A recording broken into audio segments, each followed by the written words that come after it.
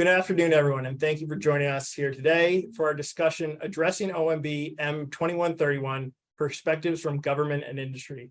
I'm Andrew Werner, Senior Vice President of Federal Technology here at GovExec, and I'll be your moderator for today's discussion. In that discussion, we'll have a panel, the gentleman you can see here, to discuss what addressing mandates around zero trust and OMB 2131 looks like. So first, Stephen McAndrews, Deputy Associate Administrator for Information Management and Chief Information Officer at the National Nuclear Security Administration. Larkin Mize, Senior Manager at Accenture Federal Services, and Don McLean, Chief Cyber Technologist at TD SYNNEX Public Sector. So gentlemen, welcome. Thank you for taking the time, and should be a very interesting conversation on a hot topic.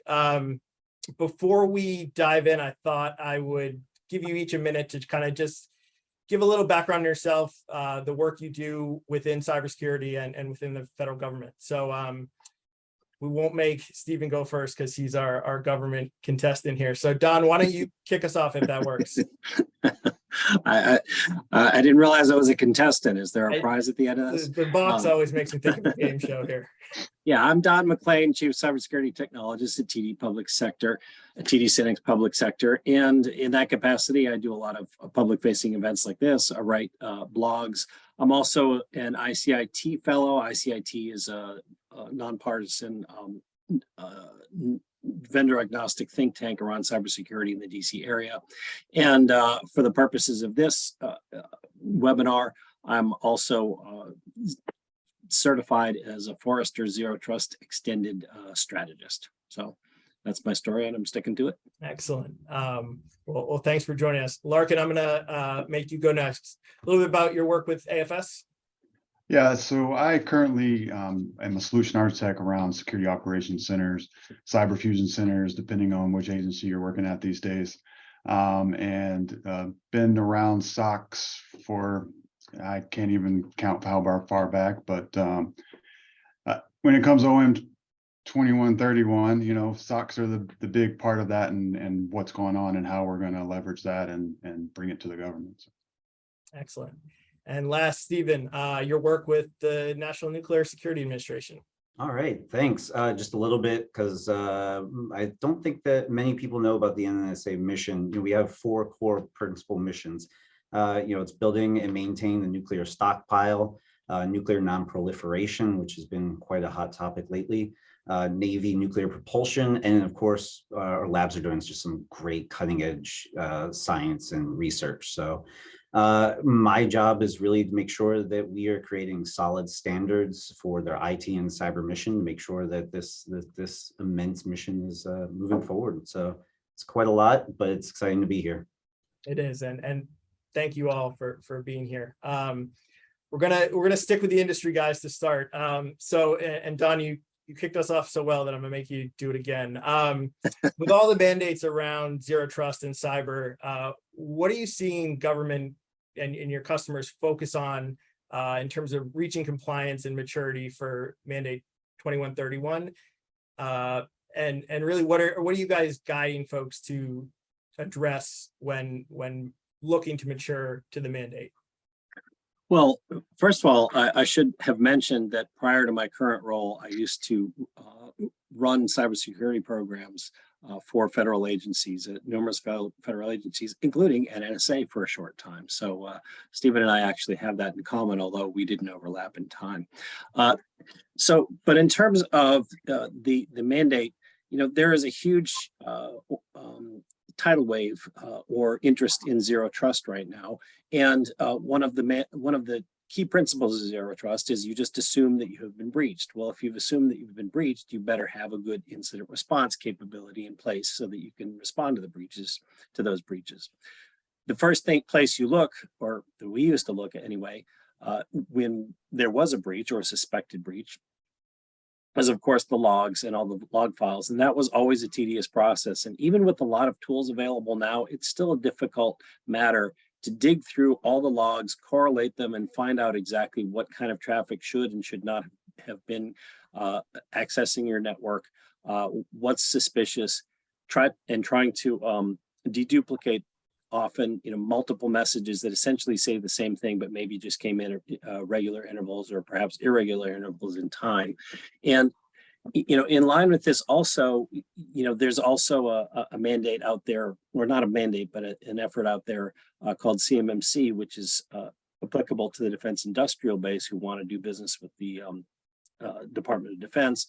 And it mandates that you have to have logs, audit reduction in your, the ability to reduce audit logs down to manageable size so that you can do a proper incident response, so that you can look in one single dashboard and find, find the culprit or the needle in the haystack in that huge volume of traffic that attacks, every agency, whether it's a gigantic agency like, Department of Defense or a relatively small agency such as NNSA.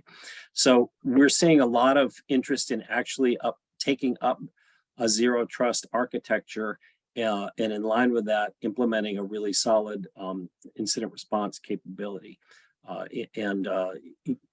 Central to that, of course, is an ability to manage and access and understand what's going on in your log files without being inundated with a tsunami of alerts and messages.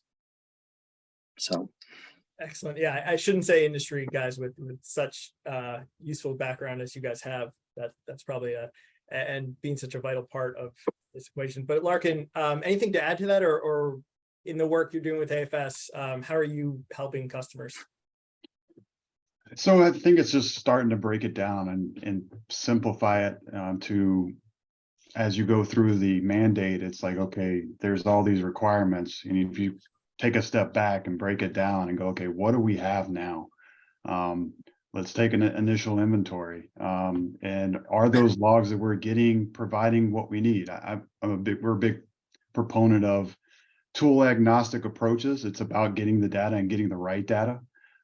So with that focus, it's always been about, are we getting what we need in the logs? When it goes to a big data lake, is that parsing going in the data lake still going to be functional for, SOC operations to do a post analysis, forensics analysis? Are we going to be able to see an advanced persistent threat that we found late, now, and we got to go back and go, well, how long has this been in here?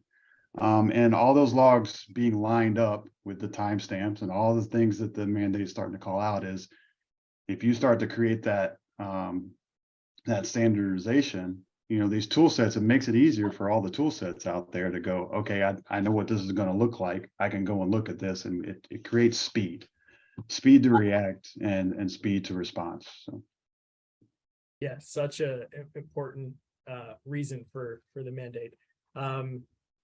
Stephen, does that align with kind of how you and your team are dealing with the mandate? And I guess, how are you guys approaching the challenge, and how are you having to adjust to the mandate? Honestly, I think that it was a great opportunity for us to push log and event management to the forefront of the conversation. I know that we love to talk about zero trust, and as Don said, that log is definitely log management, and event management is definitely a aspect of it. Zero trust wins the day on buzzwords, but I think log management is definitely one of the sleepers in all of this. From our standpoint, we are an incredibly complex organization, to be honest. We are highly federated across all of our sites and labs. And so it is a significant challenge. Much like Larkin said, we had to start by doing the basics. Where are we at? What do we have?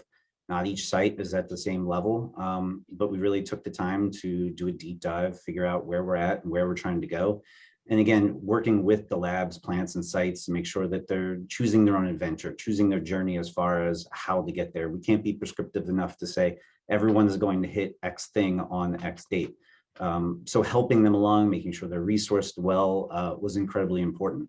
One thing that I think was really helpful for us in this approach was not just looking at it as a linear approach to solving this problem. It is not going, all right, let's log this, let's log that, let's look at this capability in EL1, but it's really looking at breaking out the stuff we have to log and then those additional capabilities, and then really trying to figure out what's the best return on investment. At the end of the day, we're gonna all get there. as a team, but really what can we start now in EL3 now that will pay dividends in the long run? One of the things that comes to mind is the automation. Is how do we start automating this? Again, kind of to Larkin's point, how do we cut the noise out? And so that has already started to show incredible dividends as we're, adding additional log functions. Yeah, and I saw both Larkin and Don with some head nods there as you're talking about it not being a linear process. Stephen, we're going to keep you on the hot seat here.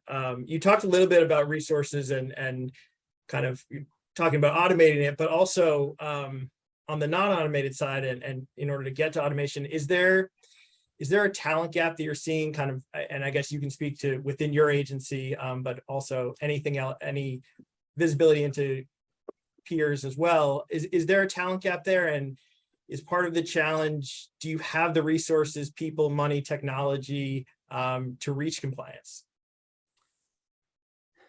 I would be foolish to say, no, there's not a talent gap. Absolutely. I mean, it's a hot business to be in right now, and to be honest, we need more talented people. Is just a supply demand issue. So really trying to cultivate that talent is important. We have a tremendous amount of support from, our administrator and deputy administrator here. So this summer we actually went on a 13 Fed hiring spree, which has made a tremendous difference in really trying to balance workloads, allow people to have that work-life balance that we all want them to have, while also being able to forward our mission.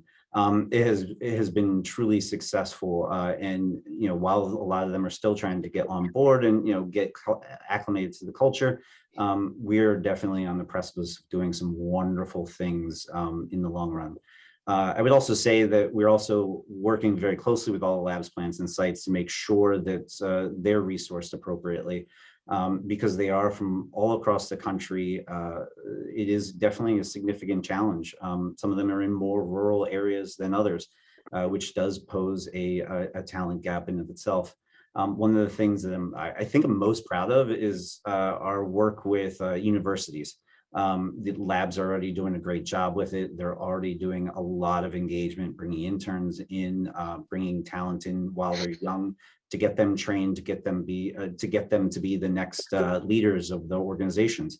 But we've definitely put a lot of effort through our Omni Technology Alliance and Minority Serving Institutions program, partnership program, to really bring in some, younger talent that can be, the leaders. They'll hopefully take my job here soon. So it's been challenging, but it's been rewarding.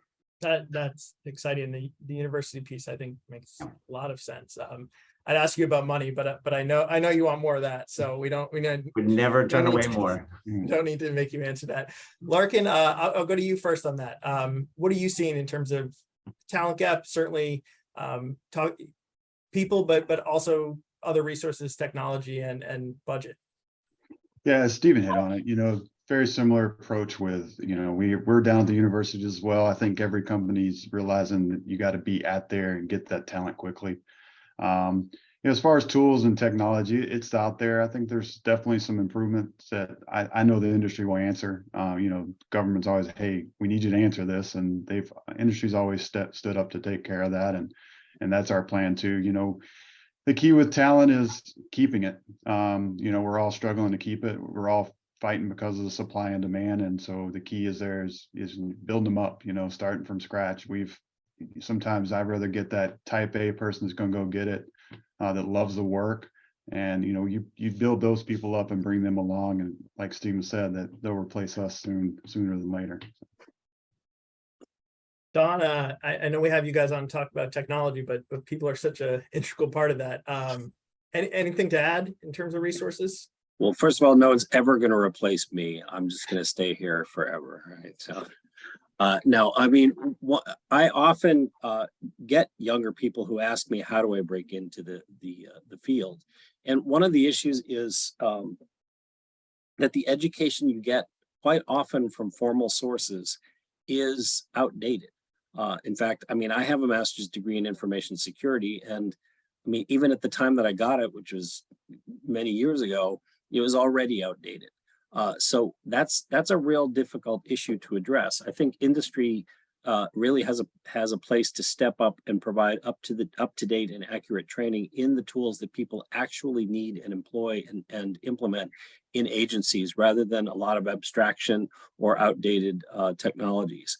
I think that's a really key element to it.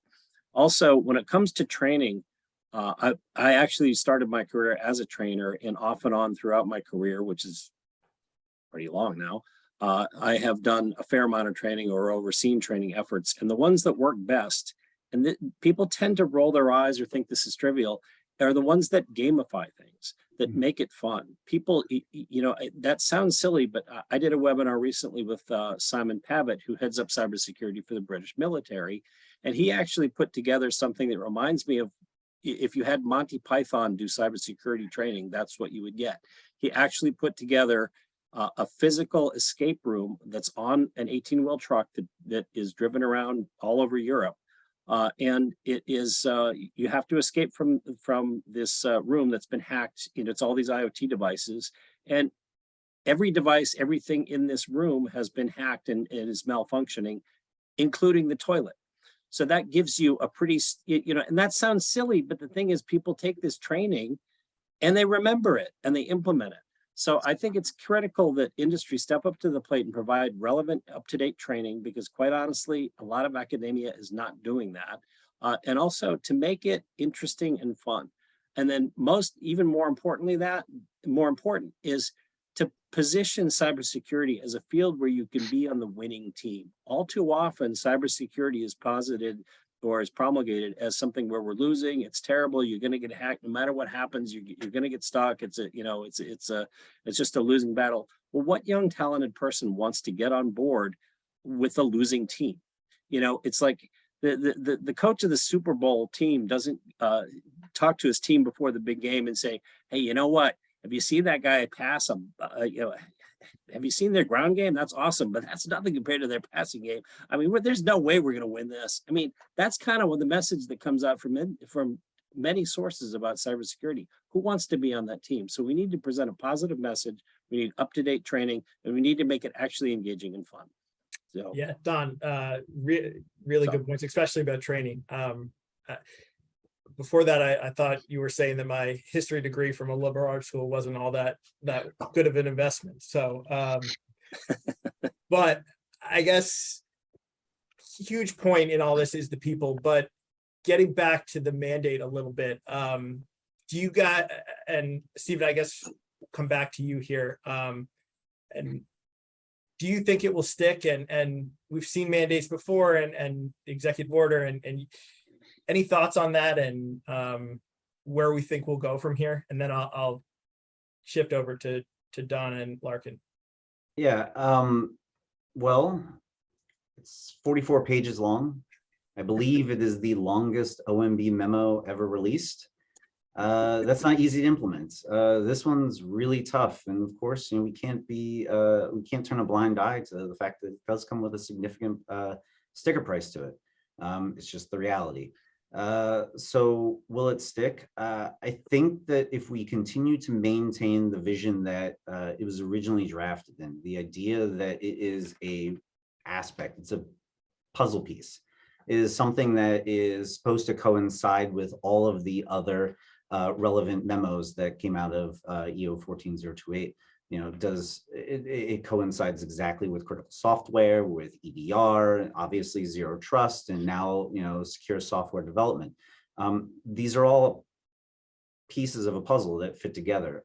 So if you lose one of these pieces, we're going to be back to where we were, pre-SolarWinds. So is it going to stick? I think that if we continue to maintain that vision and maintain that approach, I think that it has to.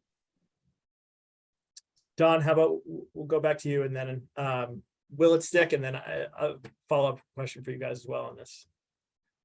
I mean, that's just going to be up to people like Stephen, whether it sticks or not, really. But it's 44 pages long, but 43 pages are duplicate log entries. So, there you go.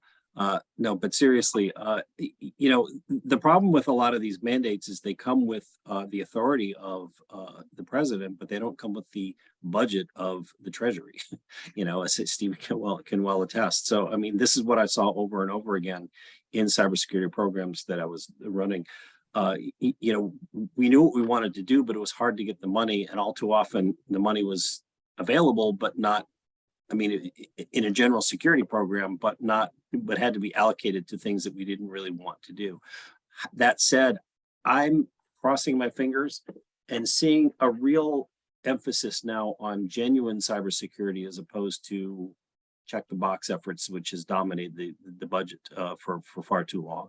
So will it stick? Who knows? I'm not clairvoyant, or you know, but I think that given people like Stephen and their emphasis and understanding of these kinds of mandates, I am hopeful that they will. Yeah, No. and you started to kind of touch on this, but Larkin, I'll let you expand on it. What are the advantages and disadvantages to adherence? Is it the right move? I think we kind of touched on it earlier, which is, you know, standardization is never a bad thing, right? And I'm kind of hoping that it sticks. I think, you know, industry and government is going to have to come together on this. I think, you know, if you talk inside Accenture, we've made a huge effort to move forward to meet these mandates and meet our customers along the way and do that. So I think that's a key factor is, you know, both entities are going to have to believe in it and help it move forward. The hardest part of the whole thing is enforcing it. That's where the money comes in, is like, you know, talks about FBI being able to go in and do these things. Are they going to get the money to do that? And if not, you know, industry picks up the slack with the government and says, okay, we'll help you audit this and at least let you know where you're at. So yeah, I think that's the key there, is how do we create that standardization along with them, and then with that and industry and government coming along, it should stick. I mean, I believe kind of what Steve said is that we have to figure it out as part of the building pieces to be safe, to keep our, you know, our information safe, to keep our secrets safe. So I think without it, we're gonna fail. Yeah, I would also say that in taking it from a non-linear approach, you do have the opportunity to, especially in areas where there's a budget constraint, to really take it from more of an RMF standpoint, where you're actually, you know, approaching it from, all right, here's the totality of the standards that we're trying to drive to. What is the best bang for our buck? Where is the thing, you know, where's the ROI for us? What are the things that we can do across the gamut that can actually give us the, you know, the best results? So choosing our own adventure to some degree really helps that standardization and really helps us get the most, you know, if there's a budget constraint. So I think that that's one of the best aspects that, again, if we keep that mentality, that it will allow it to stick around. And again, to Larkin and Don's point, I think that the thing that this is most important is the standardization.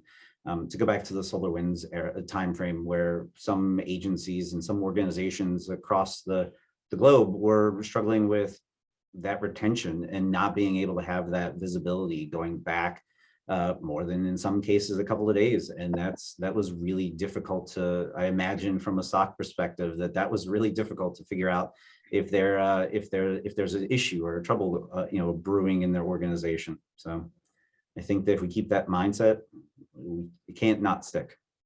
And Stephen, I think you just touched on it, but I saw you shaking your head when Don said it's slowly starting to get away from a check the box mentality. Is that the autonomy that you're getting within this standardization? Yeah, absolutely. Yeah. Excellent.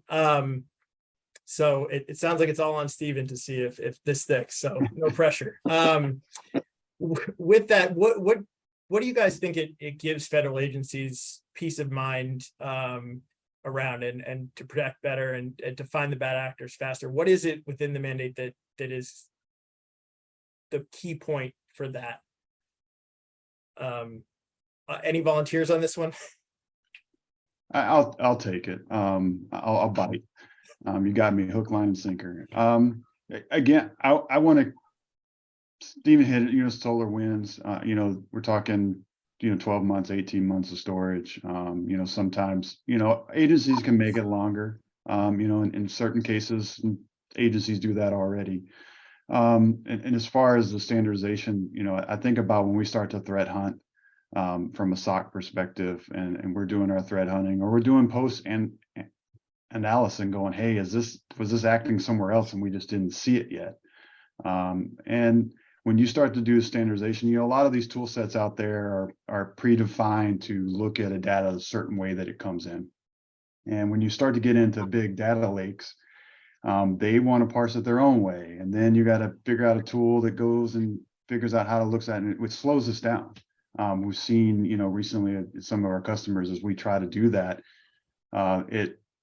why did you save it this way? And you renamed it, and you put this field over here, and now you renamed this column, and you start to go, and it really slows down our reaction time that we need to meet.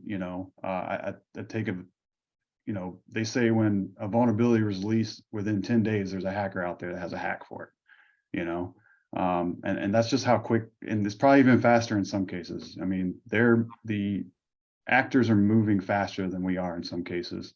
And so we can't not get to a standardization that's going to help us move faster. And yeah, and Lark, thank you for being a volunteer. Don, anything to add to that? Also, Stephen, guys, jump in by all means if there's thoughts. Well, I'm going to be a bit of a contrarian on the standardization issue. Clearly, it helps you manage your systems. And clearly, if there's a fix, you can patch it quickly if your systems are standardized. However, that also helps the attacker, because if all of NSA's machines are configured exactly the same way, one vulnerability gives them access to all of them. So it's a double-edged sword. It's better to standardize than not, but realize that it can also help the attacker, because one vulnerability that affects a standard implementation of Linux or Windows or whatever is going to give them wide access to many different types of to many different machines. So it has always puzzled me that it really helps both sides. You know what I mean? It helps you manage your systems, but it also helps the attacker gain access to a large number of machines. So it's better to be standardized than not, but just realize there's a dark side to it as well. So. Yeah, great insight. So yeah, I would say my co-panelists may not agree, but I'm just raising that point. So. Yeah, I would say that regardless of which approach you take, whether it's super standard or it's to the opposite end of the spectrum, I think the thing that it gives me and my organization is the visibility. I think that it's paramount that we have the ability to actually have all this data. This ties obviously into asset management and EDR and all of that other stuff. But it really allows us to have much more thorough understanding of what the data is. And it gives us a better visibility of not just what we have currently, but the more in-depth visibility into the network, and obviously much further back in time, so that we can actually we can detect further back into history, so we can actually see those threat vulnerabilities, threat actors that are lying a little bit more dormant over the time frame. But what I would say, when we combine this, again, going back to this piece of puzzle, when a puzzle piece, when you combine this data with all of the other, treasure trove and telemetry that we have of data, it just makes such a better visibility, a better risk management landscape for senior leaders such as myself to make informed decisions instead of just guessing where we might be at.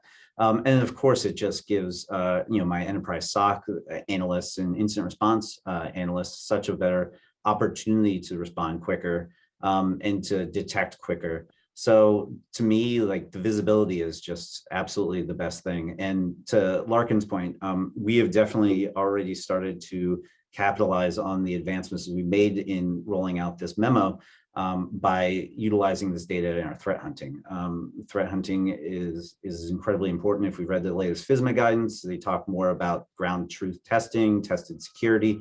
How do we find these things that tools can't always find, or how do we put tools in that can enable people to do to perform better hunt throughout the network. So really, it's just giving us another opportunity to look through our network and find any sort of real vulnerabilities that might just exist outside of the standard vulnerability list that we get. Yeah, I think when I was out speaking of standardization, I had in mind the standardization of like endpoint configuration, but clearly standardization of how you handle and parse log files obviously is an unalloyed good. And you mentioned visibility in these as well. I mean, one of the things that we kind of our mantra deal at my company, Tech Data Synex Public Sector, used to be called DLT.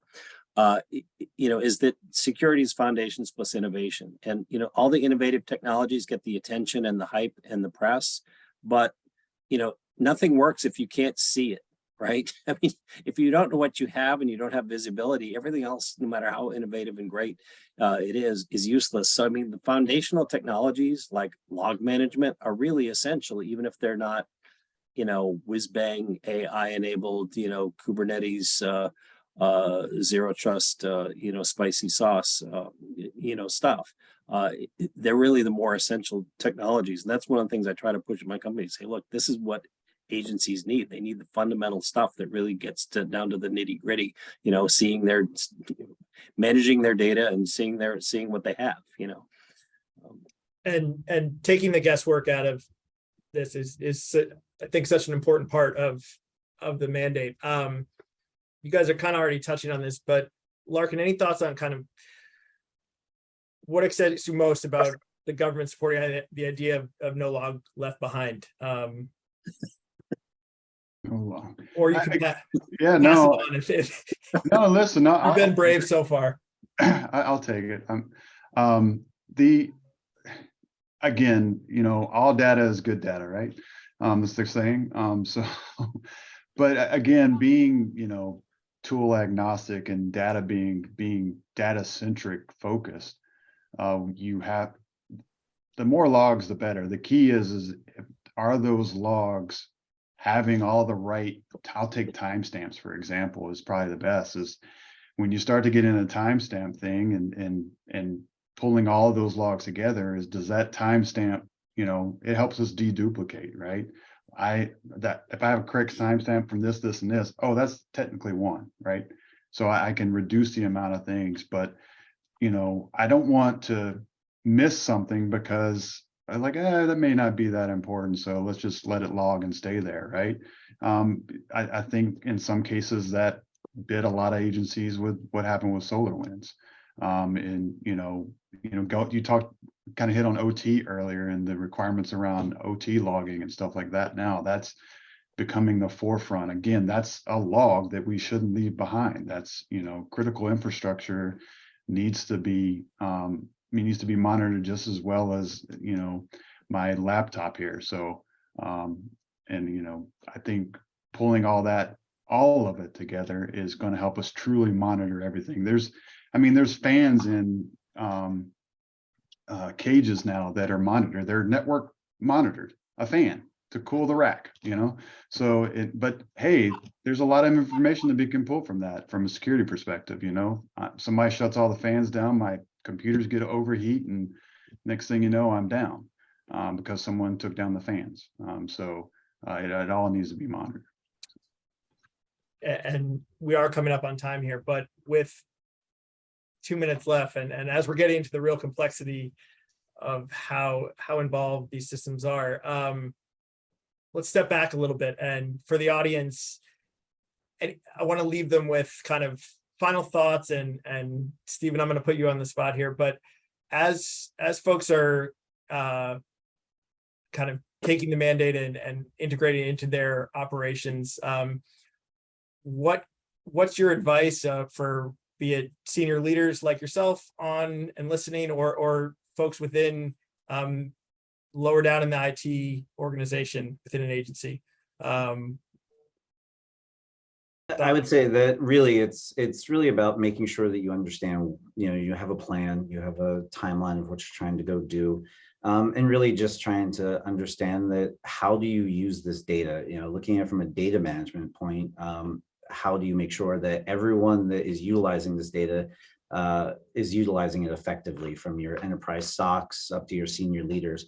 But I would also say, to your other question about what excites me most, I would say that it's the opportunity that from a CX standpoint, we have the opportunity now, as we become more interconnected and more cross collaboration between agencies. We have the real opportunity right now to really expand that and provide more of that interconnectivity.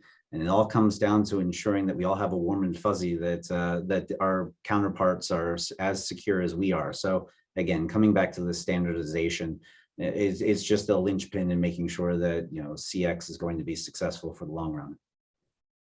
Yeah, and Don or Larkin, I certainly what's exciting about this is a nice way to end it as well. So Don, any closing thoughts? Well, first of all, I really like Stephen's approach or concept that this is a pieces of a puzzle, because there's so many mandates and there's so many frameworks and there's so many ways to slice and dice cybersecurity that logging is and log management and effective log management and its use in incident response is essential in any cybersecurity program, whether you want to call it zero trust or whatever. So look at this as just a key element that's going to fit into perhaps not just one puzzle, but maybe many puzzles. What I'm excited about is I feel like there's a sea change toward what I would call genuine cybersecurity in the government. People are realizing that the paperwork drills that I used to manage and that I actually got out of that business because I didn't feel like I was making a difference are really not as effective as they were intended to be. So I feel like that there's a real understanding that this needs to be fixed, and that more paperwork and a bigger pile of paper is not going to do the trick. And hopefully that will draw, as we were talking about before, more young people into the field as something that's cool and exciting to do, and not just playing for the losing team. So I'm actually optimistic that things are moving in the right direction. Sure, there's some government folks that listening that wouldn't hate less paperwork. Larkin, any final thoughts there? Yeah, it excites me I think in the long run, it's going to make, at least I hope it's going to make our jobs easier, from a SOC perspective. So I think that's probably the most exciting part. I'm a data geek, so, making data easier for me to understand and read is good. And then our talented folks coming up, they're going to bring the next view of this, and like, what is it? Okay, now that we got this, what can we do with it? How can we make it even better than it is now? I think that's what excites me most. Well, gentlemen, that's a great place to leave it, and that is our time here. So I want to thank you guys again for sharing your expertise and insights with us. I also want to thank our audience for tuning in. And finally, thank you to our sponsor, Devo Technology, the cloud and native logging security analytics company, for making programs like this possible. For GovExec, I'm Andrew Werner, and have a wonderful day.